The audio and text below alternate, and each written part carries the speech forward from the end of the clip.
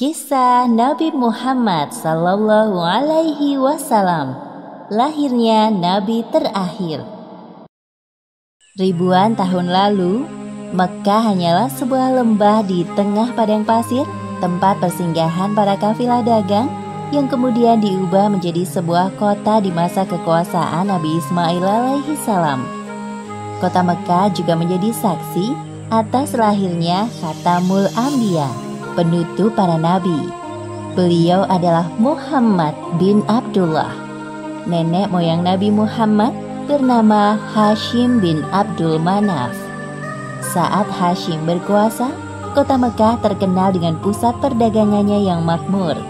Tidak ada yang dapat menyaingi kemampuan berdagang masyarakat Mekkah pada saat itu. Namun sayangnya, kehebatan masyarakat Mekkah dalam berdagang tidak sebanding dengan kebiasaan jahiliyah yang sering mereka lakukan. Hei, lihatlah burung itu. Sedari tadi ia terbang di atas kepalaku, lalu berbelok ke arah kiri. Nenekku pernah berkata, jika burung itu berbelok ke arah kiri, maka kau akan tertimpa sial. Benarkah ucapanmu? Ya, tentu saja. Menurut kepercayaan masyarakat jahiliyah, jika burung itu berbelok ke arah kanan, maka nasib baik akan datang. Begitupun sebaliknya. Orang-orang Arab pada masa jahiliyah sangat percaya pada tahayul. Kebiasaan jahil lainnya adalah tentang penyembahan berhala. Awal mula penyembahan berhala di kota Mekkah ketika seorang bernama Amr bin Luhai membawa sebuah berhala besar bernama Hubal dari Syam. Lalu diletakkan berhala Hubal itu di sekitar Ka'bah dan ia menyuruh orang-orang menyembahnya. Ayo cepat, bawa kemari minumannya. Kerongkonganku rasanya kering sekali. Sabarlah sebentar kawan. Bagaimana kalau kita berjudi sambil minum-minum? Tawaranmu sungguh menggiurkan. Tentu aku tidak bisa melewatkannya kali ini. Hei, kamu yang duduk di sana, panggil para penari untuk menghibur kami. Tidak hanya berjudi dan minum arak, pencurian, perampokan juga hal yang sering terjadi. Sasarannya orang asing yang mereka temui di jalan. Hei kau, cepat turun dan serahkan semua harta yang kalian bawa. Mulai saat ini, kau dan istrimu adalah budak di rumahku. Kalian berdua jangan sekali-kali berani melawanku, atau nyawa kalian melayang. Tak terasa tahun demi tahun berlalu dengan cepat. Kepemimpinan Hashim digantikan oleh pemimpin yang lebih muda dan berkompeten di saat usianya telah lanjut. Sebelum beliau meninggal, Hashim mewariskan banyak sekali harta kepada Abdul Muthalib. Wahai keponakanku, semua ini adalah harta milik ayahmu. Kau pantas mendapatkannya. Terima kasih, wahai paman. Aku akan menggunakan semua harta peninggalan ayahku untuk kebaikan. Saat ini, Abdul Muthalib berperan sebagai Sikayah, yaitu orang yang bertugas menyediakan air dan makanan bagi pengunjung Ka'bah. Saat itu, Ka'bah sangat ramai dikunjungi oleh orang-orang, melebihi gereja Al-Quds di Yaman milik Raja Abraha. Namun, seiring berjalannya waktu, persediaan air semakin menipis.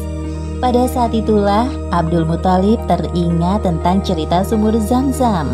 Banyak orang mengatakan bahwa sumur Zam-Zam telah tertimbun tanah ratusan tahun yang lalu, jadi mustahil jika ditemukan. Sepertinya aku harus menemukan sumur Zam-Zam itu. Apalagi tugasku sekarang sebagai Sikhoyah. Kemudian beliau memanggil salah satu putranya yang bernama Harits. Wahai Harits, anakku, kemarilah. Dapatkah engkau menemaniku mencari sumur Zam-Zam yang telah tertimbun tanah ratusan tahun lamanya itu? Baiklah, dengan senang hati aku siap membantumu mencari sumur Zam-Zam itu, wahai ayah. Abdul Muthalib dan Harits berpencar dalam menggali di beberapa tempat, namun tidak ada hasil. Wahai ayah, apa mungkin sumur Zam-Zam benar-benar telah lenyap tertimbun tanah? Wahai anakku, kalau kita bersabar, Allah akan memudahkan pencarian kita. Orang-orang yang melihat perbuatan Abdul Muthalib dan Harits hanya bisa mencemooh.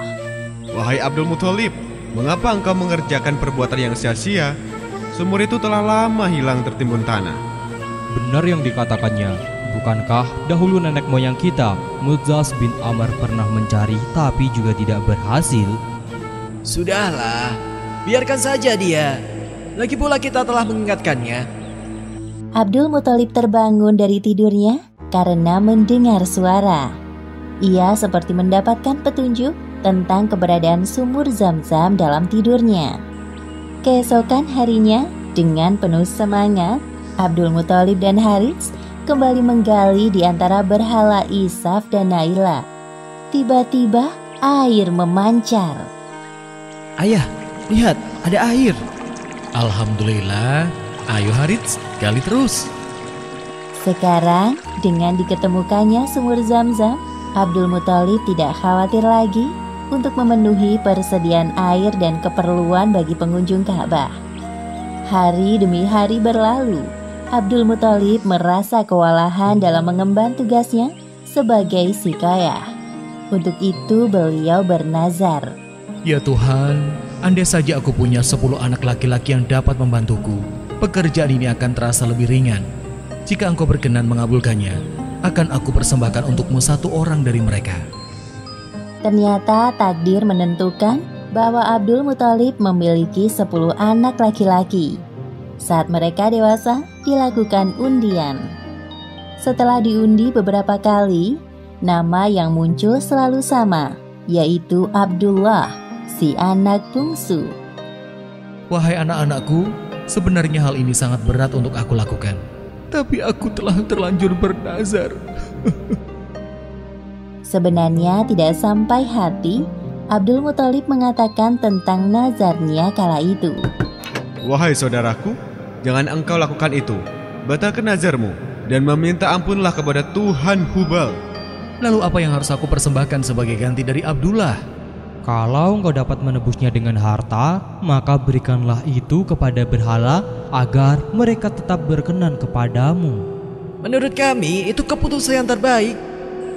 Setelah melakukan perundingan cukup lama, diputuskan bahwa Abdul Muthalib harus menyerahkan 100 ekor unta sebagai ganti dari persembahan Abdullah. Abdullah adalah pemuda baik, sopan dan berwajah tampan.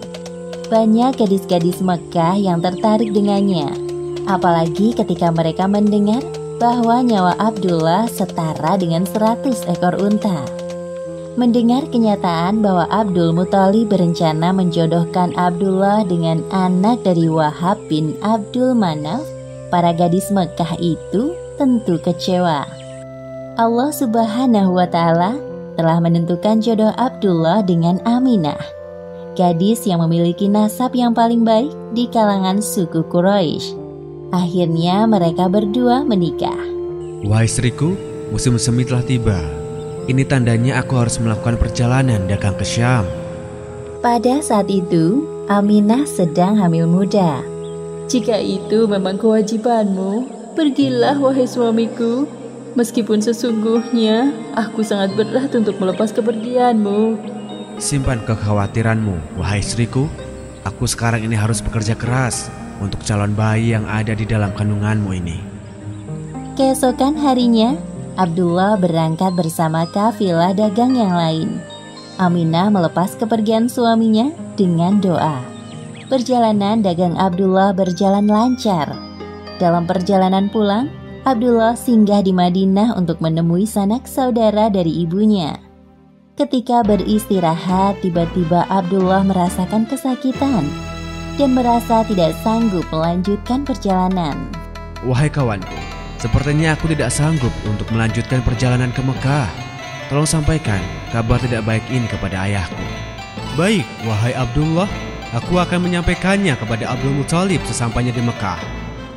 Ketika berita itu sampai ke telinga Abdul Muthalib, beliau segera menyuruh anak sulungnya, Harits, untuk melihat kondisi Abdullah dan mengajaknya untuk pulang ke Mekah. Namun setibanya Harits di Madinah, Abdullah telah meninggal beberapa saat sebelum kau datang, wahai Harits. Inna lillahi wa inna ilaihi raji'un. Semua anggota keluarga Abdul Muthalib berduka mendengar kematian Abdullah. Tentu saja Aminah lebih berduka karena kehilangan suami yang sangat dicintainya. Wahai bayi yang ada dalam perutku, semoga kelak engkau tumbuh menjadi orang yang bermanfaat bagi sekitar, seperti mendiang ayahmu, walaupun kalian belum sempat bertemu. Abdullah meninggalkan warisan berupa beberapa hewan ternak dan seorang budak perempuan bernama Ummu Aiman. Pada tahun kelahiran bayi Muhammad, terjadi peristiwa penyerangan yang dahsyat oleh Raja Abrahah dari Yaman. Saat itu Mekah dipimpin oleh Abdul Muthalib. Raja Abrahah berniat untuk menghancurkan Ka'bah karena merasa iri dan tersaingi dengan kemasyhuran Ka'bah. Namun Allah Subhanahu wa Ta'ala mengagalkan penyerangan Abrahah beserta pasukan gajahnya. Tepatnya pada hari Senin, tanggal 12 Rabiul Awal tahun 571 Masehi, Aminah melahirkan bayinya. Seorang bayi laki-laki tampan dan bersinar terang. Semua keluarga besar bersuka cita dengan kelahiran Muhammad, seolah-olah Abdullah hadir kembali di tengah-tengah mereka. Kehadiranmu mengingatkanku pada ayahmu. Sungguh, memandang wajahmu mengingatkanku akan ayahmu, wahai cucuku. Dengan penuh sukacita, Abdul Muthalib menggendong cucunya untuk bertawaf di Ka'bah. Ya Allah, terima kasih atas hadiah terindah ini. Aku sangat bersyukur atas kelahiran bayi ini. Akan kuberi nama dia Muhammad. Setelah lewat 7 hari, Abdul Muthalib menyembelih unta sebagai ungkapan rasa syukur atas kelahiran bayi Muhammad. Wahai Abdul Muthalib, siapakah nama bayi ini? Aku memberinya nama Muhammad. Semoga kelak bayi ini menjadi orang yang terpuji dimanapun ia berada. Aminah memandang bayinya dengan perasaan bahagia, seperti doa yang selalu ia panjatkan. Allah Subhanahu wa Ta'ala telah menakdirkan Muhammad menjadi orang yang berpengaruh dalam mengubah sejarah dunia. Seperti yang disebutkan dalam Al-Quran, Surat Al-Anbiya ayat 107. Dan tiadalah kami mengutus kamu, Muhammad, melainkan untuk menjadi rahmat bagi semesta alam. Demikianlah akhir kisah lahirnya Nabi terakhir, Muhammad Sallallahu Alaihi Wasallam. Beberapa hikmah yang dapat kita ambil dari kisah ini, diantaranya, pertama, kesabaran dan niat baik dalam melakukan pekerjaan akan dimudahkan oleh Allah Subhanahu wa Ta'ala, seperti tekad kuat Abdul Muthalib dalam menemukan sumur Zam-Zam untuk memakmurkan Ka'bah.